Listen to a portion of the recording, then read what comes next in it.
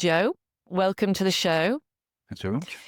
Before we dive into Retrofit, could you tell us a bit about your background and your story so our listeners have some context for today's conversation?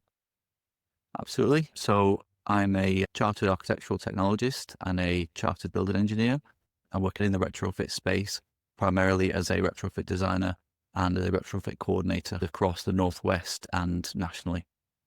Right. So how long have you been doing that for? It's been the last maybe 5 years with government grants.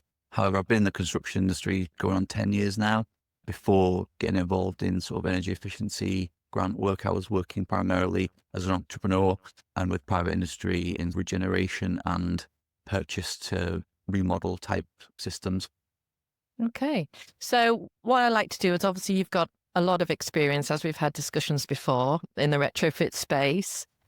I'd be interested to hear your perspectives on retrofit. Everywhere you hear, there's a lot of talk about it. There's a lot of discussion. There's a lot of activity out there, and it's a growing area and it's got increasing challenges and opportunities. So I'd like to hear your perspectives on retrofit, where we are now out there in the space. It's quite an interesting time as a relatively new industry, or I should say a new part of the construction industry, because it's almost being formalized. They've created excitement around the industry and grown the industry from a grassroots sort of movement into a large scale now of national providers, multi-billion pound companies getting involved in retrofits, which is great. It does bring challenges having transitioned the industry from a small scale to large scale. There's always going to be a skills shortage and a need to pull people into the industry, which provides training opportunities, of course, and also employment opportunities. And in the same way, as I'm sure lots of people, when they hear retrofit, the first thing they're going to think is some of the bad news rather than the good news. Okay. So there has been some of those, obviously, of course, as any industry becomes more formalized. We've seen Eco4 and GBIS schemes, particularly in the news recently, with external wall insulation failures. And I've been involved in terms of, I was asked to go and investigate and look into these failures, mainly in Birmingham, which was early this year. It was an interesting experience because it was both reassuring and also alarming, in the sense that reassuring that the individual or companies involved weren't the traditional retrofit companies as you tend to see them. I almost describe the industry as a mixture of missionaries and mercenaries. Right. And these were the sort of mercenaries at work. So they had set up relatively small companies quickly, jumped through as many jobs as they could, installed as much as they could, without proper designs and without essentially doing the work properly, leading to a significant numbers of defects and problems. They were being struck off by TrustMark, the oversight body. However, the sort of phoenixing of the company through multiple people getting the retrofit coordinator qualifications and then starting a new company as quickly as they're being struck off has led to a delayed reaction in the industry's ability to actually get hold of that, which is why you've seen 30,000 units that have supposedly failed. I would say on that, having done the inspections myself, the rate of failure is high because the failure encompasses everything. So if there's a single piece of paperwork missing, that's a failure. Exactly. And when you create a pack for PAS 2035, even on the previous 2019 standard, I'd still describe them as being maybe 2 to 3 times the size of a regular plan application. In terms of the detail, your ventilation strategy has to be down to the flow rates, litres per second. You have to take care of every thermal bridge on top of normal construction details. You might have to provide calculations for those junctions to prove that they actually work on a thermal performance level. So it is quite involved. So the numbers of failures is not something that necessarily in of itself is an issue, because a lot of them will be small failures. However, I did also visit a lot of properties where the failures were just quite obvious failures in construction and workmanship. Okay. The sort of things where it clearly lacked a design. It clearly lacked a company that had the vested interests of the end user, in mind, or indeed the funding bodies. Right. Because, you're sort of thinking the the taxpayer is ultimately paying for these, and it's not good value for money. Okay, that's okay. So the taxpayer and the end user, what are the impacts that you're seeing around the social impacts of retrofit at the moment? Yeah, so in terms of the cases that have gone awry, it's been specifically communities that were generally targeted with first generation immigrants, unfortunately. We think this has been done because those individuals are less likely to be able to access immediate help and know the sort of formal process to get involved with the likes of TrustMark to intervene early. So we have seen that it's generally within communities sort of almost predatory behaviour. So obviously that's created a lot of distrust in those communities of governance and retrofit in general. And obviously the buildings themselves are naturally over time going to have issues with things like material decay having been accelerated and mould being worsened rather than treated. And, those are the sort of the issues that will inevitably have health consequences for the residents involved. Yeah. You have relatively high density living, you have older properties, and some of the examples of things I saw were, I wouldn't say go to as far as criminal. However, they were borderline in the sense that the conversations that were had with residents who made complaints were at the very least non-professional, and the workmanship is definitely non-professional. And then you could also argue that because it's grant funding and you're drawing down that grant funding based on the job being done properly, there is an element of fraud. Is that in your view, has that just got worse and worse and worse, or is it getting better? It's definitely getting better. So these are the outliers of hundreds and hundreds of thousands of properties that have been retrofitted. These up to 30,000 properties that have been done incorrectly again, of which, actual, what we would describe as sort of large construction sort of type failures, there are going to be a small number, a fraction, a small percentage of the overall works done, and are specifically done by a small number of bad actors. So the industry as a whole, if you took it as numbers of installers who are performing their work diligently and respond to requests for improvements, that's all in hand. PAS 2035, 2023, a new standard has been released this year, which has moved the designs into the hands of only chartered individuals. It's requiring Chartered surveyors, presumably. chartered surveyors, chartered architectural technologists. So it really puts the onus on that sort of golden thread of responsibility to make sure that someone's going to be held accountable. On that sort of thinking, they've also now got site visits as mandatory for the high-risk measures. Probably always should have been, but at least now they can say, well, there's no deniability in that. Because most retrofit companies do this in some capacity, have their own QS, or if they're working with someone, there'll be some sort of oversight. However, there was an ability to deny individual responsibility between these sort of bad actors. They could each blame the surveyor, could be blamed, the coordinator could be blamed, the installation surveyor. Instead, by saying, well, the retrofit coordinator goes to site and has the final sign off, that means that you can sort of draw down. So there's that accountability. So the retrofit coordinator now has the full start to finish, and they then have to sign that off at the end. Yes, I mean, they might not be qualified to the design, and the assessor would go do the initial assessment, who would be obviously a surveyor of some description, a retrofit assessor. Yeah. But yes, they're taking overall responsibility from the TrustMark side of things, and their license can be revoked and they can be struck off. Obviously, chartered individuals doing the designs should be doing to the standards of their organisation, as well as, industry regulations. So there's everyone involved in the project has something to lose, which is, a move in the right direction for that accountability, because with that sort of that background of missionaries and mercenaries, you have a sort of an effect that some people will go above and beyond and really be doing excellent work. And I can highlight examples, and I'd love to bring them in and go through them, GDPR allowing those examples. You have got, obviously, people will always turn up in any industry. People will turn up and they'll want to get as much money out as possible. Of course. We see this a lot, don't we, across all sorts of areas in the built environment. Every industry in the UK has the same issue. I think the problem's been the checks and balances haven't been right. And that's something that, as a relatively small part of the construction industry that's growing, that formalization of those checks and balances is something that's evolving rapidly now. It can be probably accused of not being diligent enough, beforehand. I think it's getting towards the right place now. Okay, so what kind of things are coming into place in your view that are going to help raise standards across retrofit? Yeah, so we've got retrofit. Well, I should say there's a number of changes in PAS 2035. So after the retrofit assessor's bin, you've got the installation surveyor would go and to sort of check if the measure can be installed properly. Those reports are now going to a third party for verification. So that's one thing that's come in that's new. The chartered individual preparing the design, that's a new aspect for most of the jobs now require that. The retrofit coordinator site visits, as mentioned, those will provide accountability, and essentially just the standards just become more wide ranging to encompass lots of aspects that weren't being picked up in terms of the evidence collection is now more thorough. The time-stamped photos for every junction of every install where the fabrics meet. You know, just need to do it well and say you've done it well. You know, in the UK, we get to sign off our own works in gas and electrics currently. However, in the retrofit industry, almost we're ahead in a way because everything now has to be signed off by a third party. So as you can see out the future of Britain's construction industry in that way.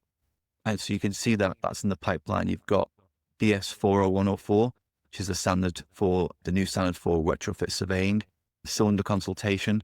Right. However, that will be the new golden standard that retrofit assessors will need to work to. Obviously, this is where it's important to the members of Surveyors UK. This is an industry where a domestic energy assessor and retrofit assessment qualifications are relatively easy to come by, but they're very difficult to master. And thus you have this sort of industry where you get the title relatively early on. So how easy are they? You know, you talk about these qualifications, just in brief, like how long do they take? Yes, so a domestic energy assessor, you could do your classroom aspect in maybe a week or two, Right. then coursework lasting a few months. Retrofit assessor is even shorter. Traditional level 3 buildings that you need to do, any historic buildings with your retrofit assessments, you know, it's a couple of days in that course. So when we talk about the industry as a whole, what the standards are at and where we can improve, obviously it'd be great to have surveyors from the regular traditional industry now picking up retrofit work. So is there anything that makes sure that only, you mentioned earlier about chartered professionals only. Mhm. Does that mean, therefore, then we're going to have that improvement in the retrofit assessors because of that? Because then we've got people with that experience or knowledge of buildings, etc. That applies to the designers, but not the Right. assessors so far. Right. So the assessors market is still something of a wild west in the sense that you could pick up you go on TrustMark and you could find a retrofit assessor in an area and you don't know whether that person has been qualified for, you know, they qualified yesterday or whether they qualified 10 years ago and a well-experienced individual who knows exactly what they're doing. And that's something that needs improving. And I'm glad to say one of the major organizations for surveying, RICS, has now taken a real active or proactive interest in that and is now sort of called for expressions of interest into a new ASOP RICS potential pathway for retrofit residential So a new surveyors. retrofit pathway. Yeah, exactly. Okay. Yeah. And what stage is that now? Yes, that's really early doors. We're sort of looking at the pilot scheme. There's another version of the RICS pathway for chartered status, which will be for a sustainability advisor. I'm looking into that pathway myself. That pilot's only going to be, I think, 30 people. So really small numbers and really early doors with that. However, when you look at where RICS have moved from in, I'd say the last year was October 2024 when RICS released the retrofit standard. If you look at that and then for a large organization like RICS, that's pretty rapid movement. And we could expect a real pathway open to retrofit assessors within perhaps a year or two. That for me is really exciting because that's going to open the door for retrofit assessors to become more formalized. It'll allow people to have an oversight as to whether, if you look at the core competencies on the RICS website as to what a retrofit assessor, residential retrofit assessor would need, it goes a lot further than obviously the DEA RA training and takes that assessor into a golden standard of assessor, someone who you need to have at the level to be compliant with BS 40104. So you can see these things aligning now. We'll have a RICS retrofit assessor who is someone that you know you can rely on. And then you'll have other assessors who potentially they're building their sort of career towards that. And they're now going to go and get sort of more like CPD and sort of, you know, building knowledge and courses done. So it's aspirational for a lot of people. Hopefully it'll be interpreted in that aspirational way. And when you become a member of RICS, obviously you'll associate of RICS, you will get access to courses and CPD to further the development. So that's the other exciting part is they'll have that ability to interact with other experts. And likewise, obviously with Surveyors UK, there's opportunities for people to mix with the traditional sort of surveyor out there for the retrofit market, which is sort of the ugly duckling and it's been slightly on its own. Our surveyors need to now mix as much as possible with the Surveyor UK members, the RICS members. Yeah, because pick up that's on kind of thing with the surveying room, which is part of the Surveyors UK platform that we're rolling out, is to facilitate the community side where we can bring in all these areas, such as retrofit, because it's not just going to be open to surveyors, so retrofit professionals. So then you can actually share these debates and these discussions, and it facilitates that in a private space. And it's a way that then can also help connect up the profession, like you say, with the ugly duckling retrofit. I'm sure you're not an ugly duckling, Joe. I don't think you are. Not me personally, I hope not, but yeah. Or if I want to be a swan. So that sounds like there's opportunities then for surveyors. Oh, there's massive opportunities. So first and foremost, if you can recognise that there's potentially 200,000 people required in retrofit as an industry, and there's a massive need to upskill the individuals involved, because generally your average retrofit professional is probably someone who's come into the construction industry from somewhere else, doesn't have a background in it. There's a massive need to upskill. And if you're a knowledgeable professional within the construction industry, there's potentially 100,000 clients there who could be potential learners for you. So if you're thinking about diversifying your own income stream into learning, research, oversight, site visits, there's endless possibilities. So what kind there. of, because I'm thinking about residential surveyors, for example, and one of the things with residential is that there is that reliance on the market, the property market, and it can come in peaks and troughs, and there are quiet times. And, it's always a good thing, I think, with any business to diversify and not put all your eggs in one basket. See, I've brought that back to the ugly duckling.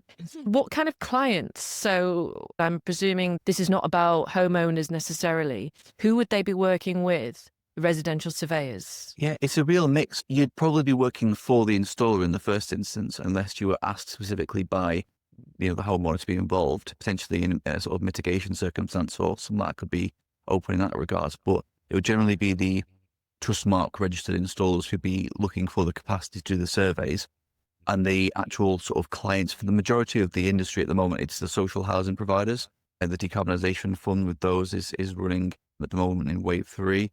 At least a few million social housing properties need to be moved to EPCC before 2030. So that's a lot of retrofit assessments, a lot of surveying. In my experience, when I've looked at social housing, generally the most cost-effective way is to use an archetype approach, because the properties are so similar. Generally, you'll have properties that are on one housing estate, all built in the same age, and then the housing association has done works to the properties. So windows and doors replaced at the same time, boilers upgraded all the time, roof was redone at set dates for the whole area. So you have relatively similar properties where you can expect relatively similar issues. Or as a coordinator, we identify there's commonality in these archetypes on a project. A RIC surveyor, in my mind, would be the best person to send for that first one through the door to make sure you capture every bit of information, every potential snag, repair, thermal bridge, these sorts of things where you want your best person on it, essentially. Because they really have to understand the construction, building pathology, all those areas, especially things like thermal bridging. Absolutely. And it's not just one thing, that it's like a whole ecosystem, isn't it? Like a house. You change one thing, it has a knock-on effect to everything else. Absolutely. And that's why we have to have those first ones through the door nailed down perfectly. And then cost effectively, you could then have retrofit assessors with the notes from that archetype, look at all the other properties on the estate or in the area that are similar. And that would give you that sort of insight as to what to expect on a more accurate cost basis as well for your quantity surveyor, and then gives your client more oversight. But in terms of your clients, you do also have landlords, private individuals who can access funding if they qualify for, again, going back to Eco4 and the home upgrade grant hug. And now on this iteration is going to be the Warmer Homes grants, which is an improved version of your local your LAD funding, which is locally authority delivered retrofits. So essentially your council is providing the steering on those projects, and they're working with set trusted installers who are based in region. So you have that real, accountability, and you're a long-term partner, not a sort of a short-term in and out type, client relationship. Okay. So one of the things I always hear a lot about is net zero. I mean, what are your thoughts on that? The challenges, the realism of it. Yeah. So I would say working in the sort of net zero space, it is something which, it should be important to all of us. And especially if you're thinking in long term, the challenges are going to come to us in one way or the other. Not to get too political, but if you think of, let's say, if immigration is an issue for you, net zero is going to disproportionately affect communities in developing nations. That's going to have a chain effect of more people seeking migration opportunities into developed nations that have the funds to deal with the consequences of climate change. So it's an interconnected world. You are going to see the effects of this one way or the other. So yes, net zero, I have a mixed view and I'm a people-focused person. I'm probably less sympathetic because I'm still a taxpayer to things like carbon capture. I'm sure there'll be people screaming at the screen right now, but when you think 22 billion on an individual scheme for carbon capture, I think it was in Yorkshire this year, that seems like quite a lot of money when you think the sort of retrofit industry is maybe 6 billion annually. And if you make a dispassionate return on investment argument, this is almost the argument I would make if I was sat down with a reform councillor or just an economist. And it'd be a case of, well, it's 6 billion a year, which is a large outlay, obviously, but 2 billion comes back immediately in taxes and revenue. You are going to save the NHS about 5 billion a year, we think, just from the effects of having homes with improved internal air quality, because one of the biggest things everyone forgets about retrofit is that the standard includes being compliant with Awaab's law, which is the issue that was with the mould that took a young person's life in Rochdale. And that's something that in every retrofit that's done, those properties are upgraded or should be upgraded to the standard that would make it not impossible, but very difficult to have black mould continue on in that property. So you are thinking, when you think about the customers as well that we're dealing with, it's massively disproportionately older people, it's disproportionately vulnerable people or people with health issues, and it's disproportionately people with living in sort of a compact environment, so over-occupied in their property. So if you think, even if an architect was putting together a plan application, a construction and drawing, generally you'll have a note about extractor fans. You'd have to work out based on people, square area, based on number of bedrooms. You have to work out exactly what the highest requirement is in terms of the litres per second flow rate based on what system you're putting in, and then make sure that the actual system is adjusted and set in a live way for the way in which the property is being occupied at the time of the retrofit. A lot of people talk about net zero, and like you say, quite objective, an objective sort of measure, but then there's all the societal impacts. Absolutely. Like the diverse groups, minority groups, the health, the elderly. And do you think that's talked about enough? I don't think so. If you think about, and we touched on it earlier with Eco4, you'll have a disproportionate effect of, so I'm from the Northwest, when we talk about things like levelling up, we have a disproportionate amount of older properties. We have the oldest properties in Europe, but we have disproportionate in poorer and less developed regions. And therefore you've got the disproportionate cost effect, both in terms of financial, higher bills, more repair costs, but also in terms of the health impacts that those have on people. We disproportionately see those in our left behind regions. So if we're talking about wanting a fairer society, a more high trust society, a society that genuinely has everyone's best interests at heart, looking after those communities and enabling them to thrive requires a certain amount of levelling up. And this does that. It does significant levels of levelling up, because if you think of let's say one town, within that town, if you have a retrofit program running, you have unemployed people who'll be brought into the program to do the works, the physical works on site. So you've got upskilling there and a pathway into the construction industry for life. You've got the supply chain of that industry working in the area. If you've got businesses now opening instead of everything closing on the high street, you have those knock-on effects on secondary smaller businesses within the area. Supply chains pop up in those areas. The physical work gets done, the grant funding gets spent. The skills obviously are for life and can be applied to new builds, or they're going to be applied to just private industry in a different capacity. But you also have this ability for people to restore pride in their own community, because there's an opportunity there for people to sort of take charge where they've been somewhat, as globalization has left these communities behind. This is an opportunity for them to sort of take it by the horns, start your own retrofit company, hire some of the people in your local area, deliver the retrofit program, and you'll be upgrading and improving the lives of the people and the properties in your area. Yeah, I think that's the thing. And that's what I remember from our previous discussions. And I enjoyed those because I remember you always bring it back to the people. You Definitely. always bring it back to the impact on people and how aware you are of that and that social responsibility almost. And I think, like you say, and like we started on, there have been and some other things, such as I'm thinking of other scenarios where people take advantage of the elderly. I guess one of them is like spray foam, for example, or the roof cleaning businesses. You know, that everyone, as soon as there's something out there, everyone's can be quick to take advantage, like the bad actors. Of course. But there's people like yourselves that are really, really are about, you know, it's an amazing profession and it's a huge challenge, you know, Definitely. globally and in the UK. And we need more people to be on board. And we need, you know, like from what you're saying, more surveyors, those that have that experience and understanding of the way buildings work to come in to the profession and, you know, make an improvement. And over time, as that comes in, and we'll see how the Ascot Ricks pathway will pan out. But then there's more quality professionals coming in to push out the bad actors. Exactly. And I'll actually go further than that. I'll sort of tell us a little bit more on my background and how I ended up in the industry. I was initially was going to be a surveyor, a traditional sort of building surveyor. And I've talked to a number of, you know, MRICs and about how to get into the industry. And one of them suggested, well, you should become a domestic energy assessor because most, you know, surveyors are looking to hire a specialist at the moment. This was a few years ago before it was more widespread, looking to hire a specialist. And as someone wanting to learn more about the construction industry and building pathology, this will get you through lots of doors. Really early on in your career, you'll be earning while you're learning. So you can still go on and do your SAVA course or do your other university degree whilst you're earning money. And it was a way to get into the industry. Yeah. Young surveyors, because for a retrofit assessment, you're not going to get huge amounts of money. It's generally between 150 to 250 pounds retrofit assessment, depending on the complexities involved and regions.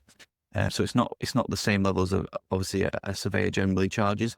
However, it is a place where definitely a younger surveyor, for instance, could get an enormous amount of practice, could get to see things and building pathologies and exposure to parts of the industry that they might never see again, because the traditional surveyor is generally working for someone selling the home or someone, maybe a bank. You know, they're working at possibly the sort of the middle income level.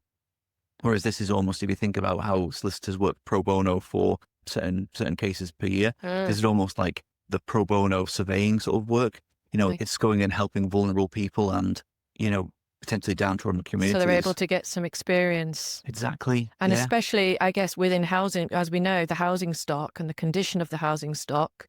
Yeah. You've got endless defects, you know, in these properties. A lot of them are neglected and haven't been renovated for a long time. So you get exposure to quite a lot of defects, as opposed to when you're doing, you know, for example, maybe level 2 surveys on fairly new builds where there's fewer defects. So in a sense, it does provide more experience and exposure for younger surveyors or newer surveyors, you know, that are coming into it, because we see a lot of people, for example, with the SAVA course, which leads to the Ascot Ricks qualification in residential and valuing, is that some of them are older and they come from trades and they come across. But it's like those newbies into surveying, and it gives that exposure. It also gives surveyors who perhaps haven't been who've only done surveying, but haven't seen the construction industry on the actual other side in terms of what's actually done. You get more of a perspective on that, because you'll see pre and post the works as you do an EPC generally at the end of a body of works. You'll then see what's happened. You might even be asked to go back and check on things mid-install. So you really do get that exposure to how things are done on site, right? Which is interesting. And I would say that the sort of heartbreaking cases you'll get in retrofit as well, obviously it's not for the faint of heart really, because there's a significant human element to a lot of these more downtrodden, particularly private owners who... So this is about, sorry, is this about like the communication side as well, which I think we've talked about before, in that it's really important because it is people facing very much so in these environments, downtrodden, challenging environments, that the communication skills. Yeah, it definitely, I mean, you'll encounter things in retrofit you wouldn't generally expect to encounter as a surveyor. So potential immediate threats to life you need to report, social situations that need to be reported to social services or the NHS. And you need to take a more holistic, human approach to, I'm looking at a building, but I'm also a set of responsible eyes within this property for a short period of time. And you're sort of acting in a way, almost in a small safeguarding sort of way sometimes, because we can be dealing with incredibly vulnerable individuals. Yeah. Even in the private market, can't name names. However, thinking back to a particular example of one we did in Warrington last year, and there was an individual who was living in a situation that was an obvious sort of way that wouldn't be sustainable. So the front of the building was a cross-wall construction. The front of the building was essentially becoming detached from the main, so it needed rebuilding. However, internally, they obviously had mental health issues, and there was a lot of hoarding going on. There was newspapers from maybe 20 years ago when the person's parents had passed away, and then they'd been living on their own. There was no heating system in the property at all working. There was no hot water in the property at all. The issues with the individual, so the individual was back and forth to hospital and involved with social services, but essentially because of that complex housing situation, was really compounding that effect. As a company, we managed to work with local councils, work with multiple services, and we got the aspects of the house rebuilt that needed massive repairs, complete environmental cleans, new heating system, new hot water system, even just things like new carpets, and then making the life manageable. Yeah. So it's that human impact of a potential retrofit and the potential good that can come out of it. It's interesting that one of the things you said before about the number of surveyors and all the surveyors that we need to enter the industry to lift standards. Obviously, you've got the sort of Goodhart law effect, which is that the industry sort of measures certain metrics. And because of those metrics, you've now got a lot of onus on a lot of metrics to be filled out, which is sort of slowing down the better, more diligent installers. However, the sort of, those missionaries and your sort of mercenaries are just going to provide a photo and hope they don't get audited, or they'll provide a photo from a different property. They're not actually going to respond to those requests for extra additional layers of security. They're just going to basically commit more fraud. And what that does is, as an industry, if you think you had 5 installs being done by a retrofit installer that's a missionary, 5 being done by a mercenary, the more you layer the industry with safeguards rather than filtering that to the individual companies, what you're doing is you're making it more difficult for those good actors to do the same number of installs. So the number of installs done by the good actor will drop down to, let's say, 3. Right. And then you have this effect where a disproportionate number of retrofits will be done by the bad actors, because they will literally just throw any old bit of evidence in there and then only respond to when they're audited, which TrustMark do them the best they can. I've not got the capacity to do that level of auditing. Sure. So it's one of those where it's as an industry, we really sort of need to look into how we police things, because obviously as surveyors don't really get that, in the sense that you don't have as much oversight, but you are trusted as the individual. You're competent, and it's the onus is on the upfront side of it. It's make sure the person is both competent and ethical. I think in retrofit, we really need to copy that model, or just get people who've been through a model similar to that, in the sense that we know the background, we know that they're committed to respond to things in an ethical way, and therefore that alone would do wonders for the industry. Okay. Just one sort of last thing that I'm interested in, for people that are listening, surveyors, students, people that are interested in retrofit. Is there any particular places that you could suggest that they go to, and particular sites for information, anything that could be helpful? Absolutely, of course. The PAS 2035 standard is obviously a publicly available standard, so they could go and download that and read through it. I'm not recommending that as anything other than if you're struggling to get to sleep, maybe that could be quite useful. The RICS retrofit standard, which is again a similar sort of standard. BS 40104 is another standard again. Lengthy read. The best place to go, in my mind, to consume, what is retrofit about, it would probably be the RISE masterclasses. These are on YouTube. They're delivered mainly by Turner and Townsend. So is it RISE, that's the YouTube channel, or is it Turner and Townsend? I think RISE is the YouTube channel, I think. Right, okay. Is that RISE? Yes. RISE? I'll probably get that wrong now, but it's all right, we can put it in there. Yeah, if we Google it, we could put a link in potentially. Yeah, put a link in. They deliver like 1-hour segments on different aspects of the retrofit industry, so you could do it on a sort of a podcast almost type delivery way of just consuming that information and getting up to standard. In terms of any surveyors who are looking to move into industry, I'd say keep an eye out on the Boot Skill Camp courses. These are the government free courses that are available to essentially anyone, well, especially the self-employed. for zero cost. You can go on Are a these regional base. Yeah, but DEA and RA is quite a popular one. Most regions have it. So if you were a surveyor thinking, I might dip my toes into this and see what it's about, the courses generally, I'd probably do a bit of research and then potentially look at those free courses to potentially get moved great. over. But yeah, that's the sort of best recommendations. I'll probably think of 10 others and have to email them over to put in That's as all right. links. We can always we'll put them in the links. There's plenty else as well. We'll include some information in there. It's been great talking to you, and you've some really good insights, and especially around what I find really interesting is around the societal impacts, because you hear so many things about net zero, but this is a human problem. This is affecting people's lives day to day. Absolutely. And, that should be the number one priority at the end of the day, is make people live in homes that are habitable. And it's just been great to meet you, because you do have that attitude and that kind of social responsibility awareness that I think sometimes is lacking in the professions.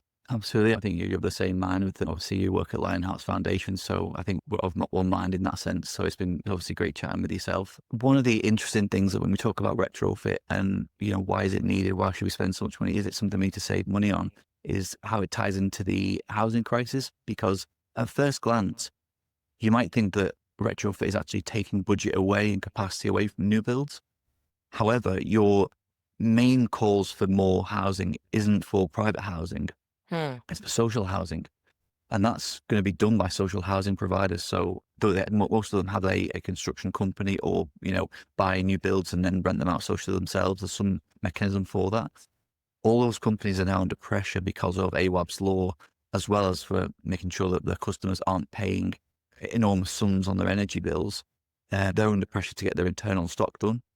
And they're legally responsible for those now. The individual in charge of the housing association, in theory, can be ultimately responsible for someone dying in one of their properties, which means that if you're a housing association CEO and you've got your priority list, it'll have to be your internal stock first and then new builds. So if we really need to build 300,000 houses a year for the next 5 years, we're going to have to unlock every social housing provider by first taking care of their internal property stock, making sure that they're livable, not harming people, not costing people so much is actually pushing them into dangerous levels of debts and stress and health concerns, and then unleash them to help us solve the industry. And obviously, as a byproduct of doing the retrofit, we'll then have 200,000 people more in the construction industry at a time when AI is taking a lot of white-collar jobs. So it's actually a good time and methodology to upskill people into the construction of the built environment.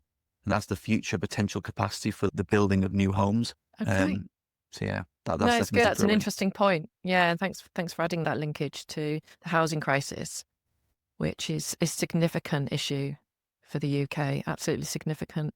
So if someone would like to get in touch with you, perhaps, is there any way that, maybe your LinkedIn, or if somebody wants to ask you a question or get in touch with you, what's the best way? LinkedIn's probably the best way at the moment. I'm not giving out my email just yet in case there's a small flood. Be inundated. Yeah, or I wouldn't want to miss anything in case someone's asking about something important. No. So we'll include the LinkedIn profile in the notes. Perfect. Yeah, if people need to ask you any more questions. But thank you very much for today, Joe. It's been brilliant. Brilliant talking with you. Thank you so much. Thank you.